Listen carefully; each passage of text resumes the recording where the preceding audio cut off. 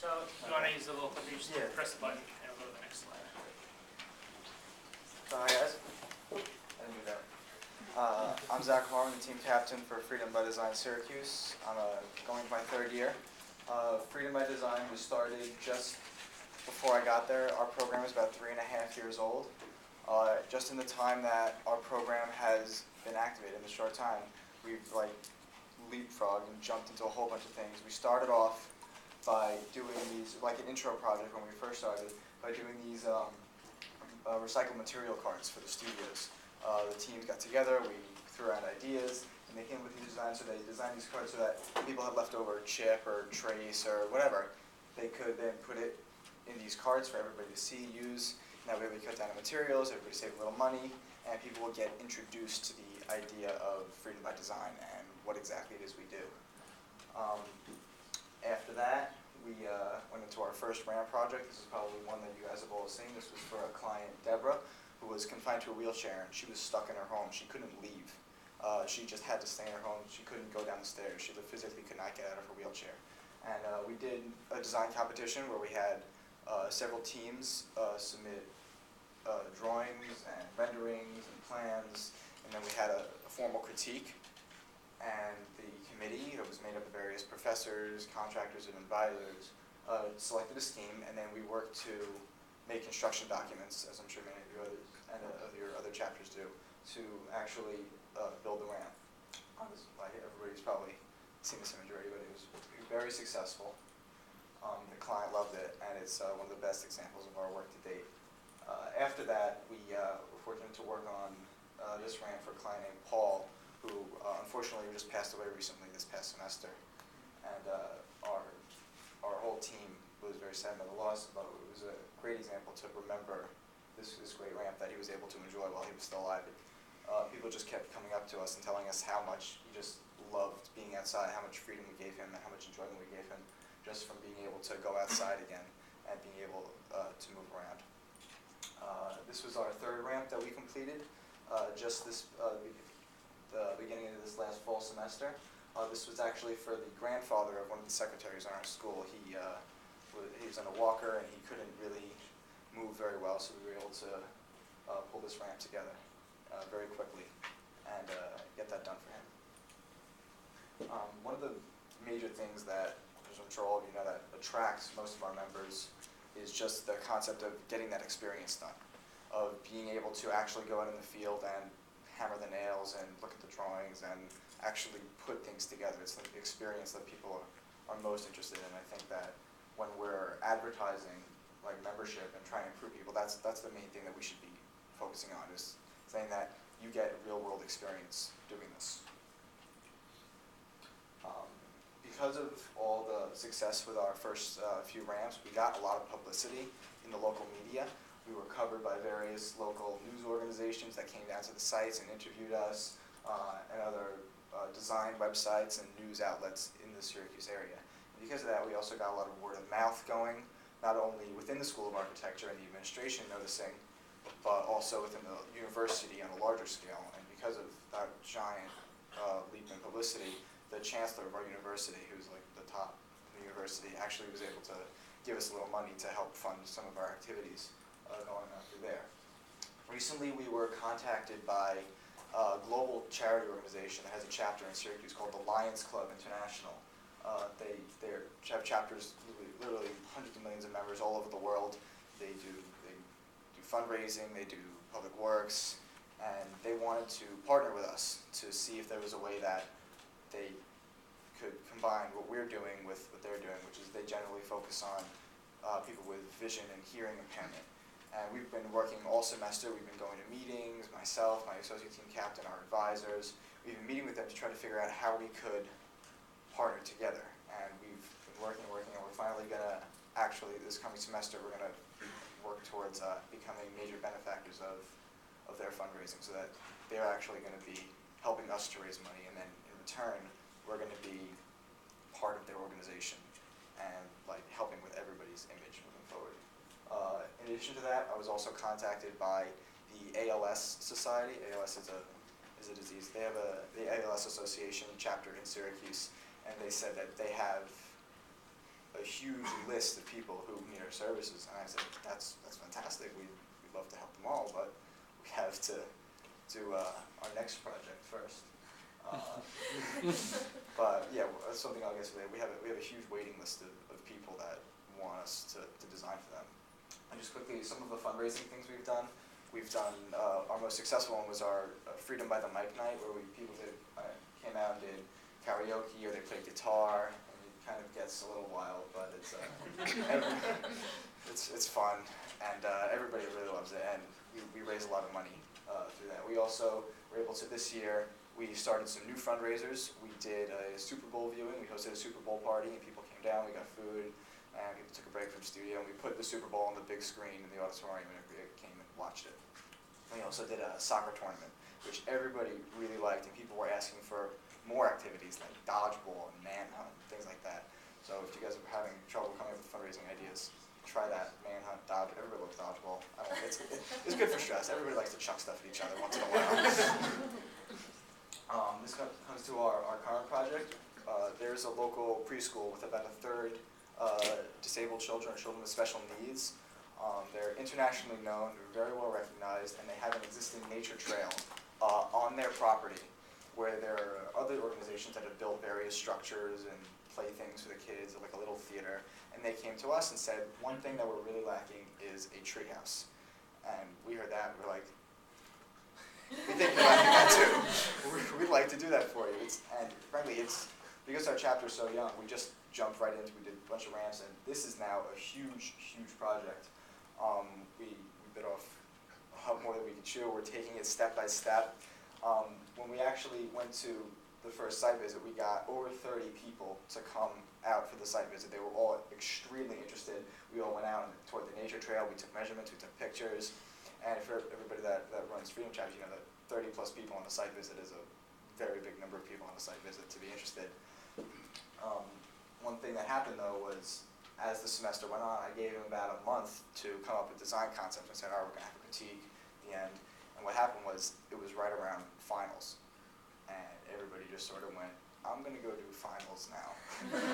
And we had to talk to the client and say, listen, we have to reevaluate, we have to restructure. And that taught us one of our biggest lessons, is that we need to slow down and plan way more. What's next? Yeah. We need to, it brings us to the things that we've learned from this. We had this huge, huge project that so many people were interested in, and we almost lost it completely, just because we could have planned much better. We needed to plan further ahead. What happened was just a combination of just some things that weren't timed very well within the university and the curriculum and meeting with the clients. It just didn't work out. So my advice in that sector of what we've learned is plan way ahead. Like at the beginning of this semester, set a timetable and stick to it. Like a full calendar for the semester. Like this week, this day, we're going to do designs, and give people deadlines, like intermediate deadlines. Like I gave my guys, I said, all right guys, in a month, I want to see what you got. And they sort of just said, you know, like we all do, what happens when you say, all right, you have an essay due in a month, you do it the night before.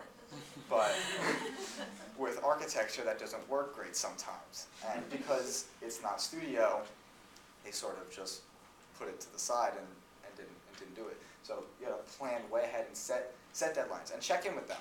One of the things that I'm going to be doing this coming semester is having my project managers be much more involved in the designers that say that they're interested. I want them to go and like actively check in with them to say, how are you doing? Do you need help? I'd love to help you. Want to sit down? I'm free. We'll sit down. We'll just sketch some stuff out. One of the things that I found really helpful was just say that, just do a charrette, like an hour charrette, where people just come and just draw stuff on trace. It's really helpful, and it just gets ideas flowing. And once people actually see their ideas on paper, like, wow, I really like this, I want to run with this. And then they get going further. After that, one of the biggest things we learned was communication.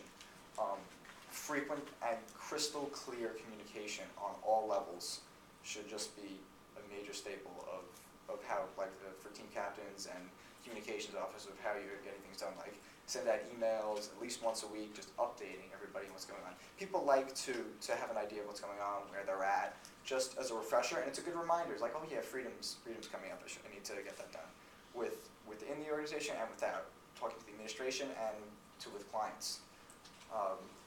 Just update the clients frequently. Just say, this is where we're at, this is what happened this week. Or if it happens to be bad, we say, listen, we didn't get this done this week, we're getting it done next week. They want to be kept in the loop, just so that they know things are happening, things are going on, and you are on top of it. They'll feel more confident and more happy and more willing to forgive if something goes wrong, if they know that you are actively pursuing and are more mature about how you're handling the project. And that, the last one was always look to do better. At one point, we found that we were considering just like, all right, we kind of have an idea, should we just like get something on paper? I was even considering, just like, we don't have anything right now, do we just want to pull something together real quick just so that we have something? And at the end of the day, through various advisors and team members and AS presidents, we were able to like realize that, no, this is not, we need to make it better. Always ask, even if you have something that looks great, just take a second once you're almost done, just look back and say, can we do it better? And chances are, probably, you're going to do it better. How many times in the studio do we have an awesome design, like a midterm critique, and the professor comes in and is like, oh yeah, I like that stair, but the rest of your project is shit. Always do that. Just take a step back, critique again, even if it's just putting trace on top. Just draw something. Say, that might work. Let's do it. After reviewing all this, and after this, I've only been team captain for one semester. I have another semester to go. And I've had a few big realizations over the summer and doing this past semester. What most people see on the outside of the organization who aren't architects, they see the digital image, or they just see the ramp. And we can be saying, oh yeah, that's really good. They see the cool rendering. But what is most appealing to us is, like I said before, the experience. People want to know that the experience is there, that they're getting experience, and somebody who's going to know that also is employers. People who you go to and say, I worked on a freedom team and I helped to design and build this, and look, I have built work. They're going to not only be impressed that you have built work at such a young age, because it's an incredible opportunity and freedom to have built work while you're still in school, but also that you have the experience, the knowledge, and the intelligence of how exactly a project goes from a sketch on the page to a built object, something that people are actually living in and using. That is invaluable, to have that experience and knowledge, and to be able to relate that and show that to somebody that you meet or somebody that you want to work for. Something else that I realized throughout this, and expanding off of that, is that it's going to be much more valuable than the people sitting next to you who maybe worked really hard on their Revit model or their rendering. That the experience and the knowledge is much more important than the talent. Talent nowadays, I think, is a dime a dozen. Everybody is talented. Everybody can make cool stuff. But what's really important is the intelligence that you have and what you can bring to the table, the experience and the knowledge that somebody else might have about something that you learned on a project. And in order to continue being ahead of the game and staying updated and getting this better and better experience, we have to not only look outside at what everybody else is doing, but look at each other within the AIS community, look to the people in our own chapter, the chapter nearby us, and just see how are they doing things. What are they doing well? What are they not doing well? And now look at that. Look at major firms. What are they doing well? What are they not doing well? And from that, you can adjust how you're operating and make yourself only get better and better and better. And with that better operations, you're going to have a better experience. And like I said, as you move on in your architecture career, you can only get better from there.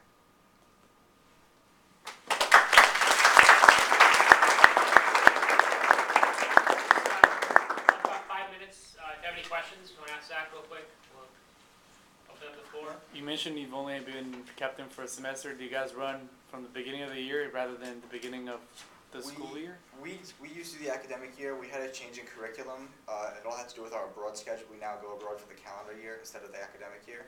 So we had to switch our terms so that we could have team captains that are there for a full year.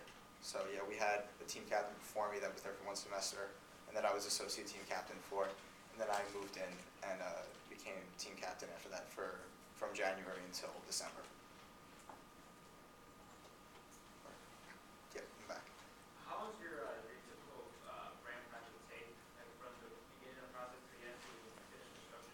Well, the clients can contact us, like in any project, it can take a really long time sometimes. The client can contact us maybe at the beginning of the semester, and if we have nothing else going on, we can immediately initiate a design competition. We can go out and take measurements, and then throw together a design packet. And let's say from the time a client would contact us to the time that we could have a readied design packet to go for designers, the best timetable of that would probably be about 2 weeks if we got stuff done really, really quickly.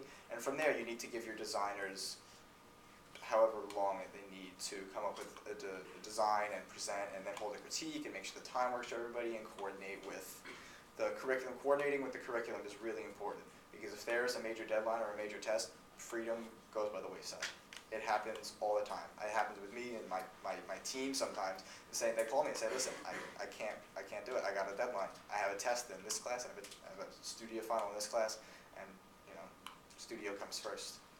But to continue, the best timetable is probably about 1 semester, but realistically, it'll probably take about 1.5 to 2 semesters from the time a client contacts you to the time the project is completed, because you're forgetting that you also have to contact contractors, you have to research and buy materials, you have to make a construction schedule, you have to organize people to come work, you have to find out how they're getting there, where the tools are getting there, you have to transport the tools and the materials to the site, and then you actually have to build it. And building, just like a model or a drawing, it always takes 1.5 to 3 times as long as you think it's going to take. So you have to be very flexible with that. Yeah. How do you operate with your meetings? Like, how do you guys meet at a set date every week, or how do you? Yeah. How do you sort of This past semester and the semester before I was team captain, we would do weekly meetings. I would do just Sunday evenings. Everybody would come in. We talk about what's going on for the week, and I would have one thing that I found really helpful that I started was I had a typed agenda ready to go for everybody once they came in. It had a summary of what was going on that week or what the ongoing process was, and on the next page, everybody's name is in bold, and next to them, what I want you to do for next week, so that they could come in, see, and actually know what's going on. Like, how many times have you gone to a meeting or critique, you come out and like, do I remember what just happened in there? Nah, forget it. And so it was really, really helpful, just so people can they can walk away with something that says, oh yeah, I have this assignment. And even though they have that, sometimes they forget that too. But it's very helpful. And also one thing that I took under advice that I found really successful is what I used to do in meetings is I would stand up in the front and talk to everybody, and they would all sit up here like you. And it's kind of like I'm the teacher and the professor. But I found it much more useful, and everybody liked it better when I just sat in a circle in the room, and we just had like a group discussion. And I asked everybody's opinion, like, what do you think? Here's what I think. What do you guys think? Do you guys think this is going to work? How can we do it better? And that has done very, very good things for our projects, our timetables, our operations, and our communications. Have everybody having input and feeling that they can give an input and that their input is valuable. Let's do one more real quick, and then afterwards, he'll be around, so Yeah. come and get him, talk to him, pick his brain. You're here for 2 days, Yeah. and just I was just wondering, how important do you feel the numbers are in terms of like student support? Student support? Yeah, I think that maybe, you mean financial support or just like hurrah? just like supporting the project period, like if you don't have that many members. You always need people to build, and as all the team captains know, you can't build unless you're an AIS member, which is really important. So that is really important. If you have to, especially if people saying, hey, I want to design this, I'm really interested, I want to build, you say that's fantastic, I'd love for you to come design. But you should know that you can always design. Anybody can design. You don't need to be a member of AIS to design, and I advertise that a lot just to get people interested. And because I did that, a lot of people, over 30 people came to the site visit. They said, oh, I can just come and I can design, I can get into it. Just remind people when they're designing that if you want to actually build your project, you have to be a member of AIS. And if they're really interested, they're going to join so that they can put this on their resume, because it is very impressive to say, here's a picture of the ramp that I've designed and built with my bare hands. So that and awareness within the school, not just within the architecture school, but try to get as much word out in the university as possible. The more people that know about you and that are talking about you and that think you're doing a good job, the better.